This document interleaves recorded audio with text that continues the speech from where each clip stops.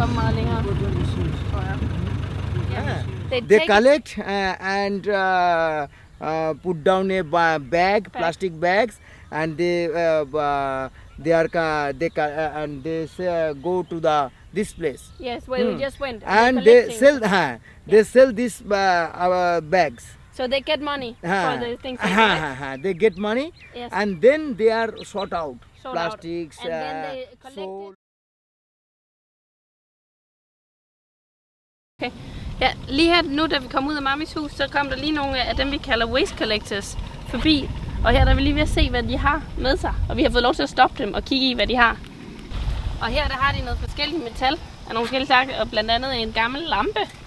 Ja, og så er der noget hårdt plastik her fra nogle forskellige dunke. Det her det var virkelig interessant at se, og det var meget sjovt blandt andet. Altså, det er de her waste pickers, som kører rundt på husene hver eneste morgen. Ja, de kører faktisk rundt altså hele tiden, hver dag nærmest. Og det er meget sjovt at se, at de faktisk er 2 og 2 sammen. Men at de kører rundt og samler og laver køber alt det skrald, som er noget værd. Som er blandt andet det, vi har snakket om med hårdt plastik og metal og papir også. Og så fik vi nogle forskellige priser på, hvad de forskellige ting koster. Og så spurgte jeg dem, om om de ville købe det, der hedder soft plastik. Og det var ikke interessant, fordi det kunne de ikke sælge, så det gad de ikke have med. Så det er jo det, der er problemet. Problemet er, at de ikke gider have det, så det er det, der ligger tilbage i landet. Det er mit første besøg i Jogapalpur, hvor vi skal ned nu i landsbyen dernede. Formålet, eller målet er, hvis vi kan nå det, så er det jo at finde ud af, hvad vi skal sætte op med alt den her bløde plads, som de har liggende dernede. Vi har et eksempel fra Nairobi, hvor de har brugt pladsen på noget fornuftigt, og vi skal se, om vi kan implementere det i mindre skala, og vi skal komme med nogle flere koncepter til, hvordan det kan lade sig gøre. Det er virkelig, virkelig klamt. Og det er det der, når der kommer... Man kan se, at det ligger her i vandet, og så lige snart der kommer højvand, så tager den en masse skraldet med. Og så når der bliver lavvand, så hiver det med ud i havet igen. Ja, det er faktisk her, det her direkte udløb, det her. Hello and welcome. As most of you know, my name is Lisa Vestergaard and I'm an engineer from Denmark. বলছি আপনারা সবাই প্রায় জানেন যে আমাদের একদম বাজারে ওই মালটা থেকে Det er meget godt, de snakker nu, fordi vi vil gerne have dem i gang. Og det er, man skal huske på, at de er her, altså de er jo for deres egen skyld. De er her ikke for min skyld. Det er dem selv, der skal styre det her. Jeg er her bare til at holde dem i den rigtige retning og sørge for, at de snakker om de ting, der er ved at snakke om. Og giver dem informationer omkring skraldesystemet. Så det er fint, de er i gang, og så får de mere ejerskab over projektet.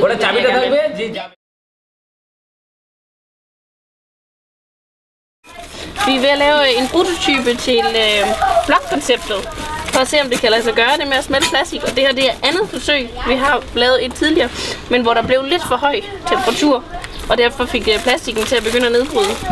Og det er det, der kan være lidt farligt, som vi skal passe på med. At bare det ikke er for store stykker. Ja, men skal vi ikke prøve også med nogle store stykker? Se hvad det skal. Jo, det er ret store stykker. Ja. Det siger, at hvis man tager alt det bløde plastik, som er i Jogapalpur, og laver den på den her måde, i den størrelse, der er en tak større end den her, så kan man bygge 1,93 hus. Det vil sige 2 hus om året, som er sådan en gennemsnitsstørrelse af, hvad deres hus er. Pas fingrene her. Så blæser bare, så det ikke blæser lige ud fjeset på os. Pas på ikke at brænde. Ja. Sådan? Ja. Så er det fint der? Ja.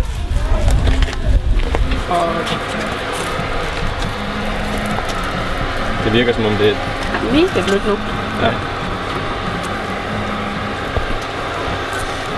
Spørgsmålet er, om det her den sidder fast nu, fordi jeg har lidt plastiklort på. Ja, men det tror jeg, det hele det gør. Så giver du bare det hele op af uderne. Man skal ikke tage den ud, så du kan trykke ned på jorden i stedet for. For jeg tænker, at ovnen ikke er vant til at blive trykket den vej.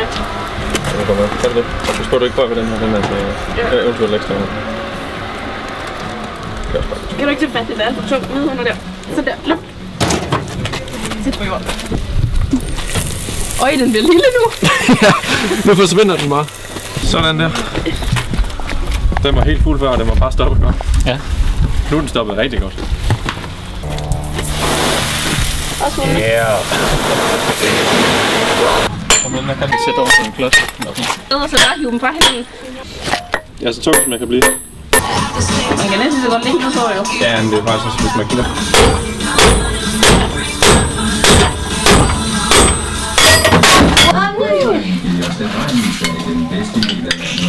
Temperatur mellem 7 og 10 grader. Sådan ser sådan ud. Han får nudler. Ja. Den er let, hva'? Den er mega let. Ja, den er lidt lettere, end man lige har forestillet sig. Det der hus, det bliver et letvægtshus. Ja.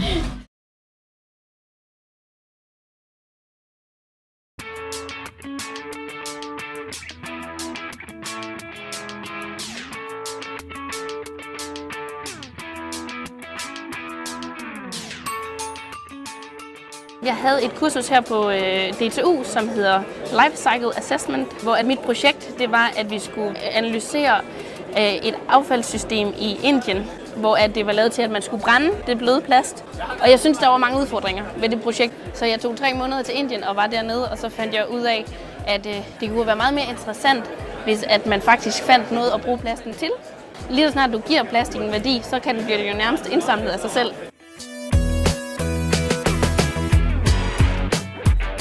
I samarbejde med Inuit, som er den NGO, jeg har startet projektet op sammen med, der skal vi ned og have lavet nogle prototyper i Indien, hvor vi blandt andet får lavet en solgrill, og hvor vi så prøver at få lavet nogle prototyper af glossen. Og så på det lange sigt skal vi så i gang med at have lavet et hus.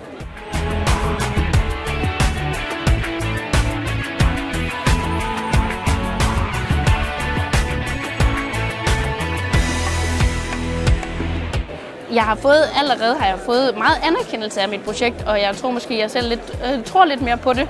126.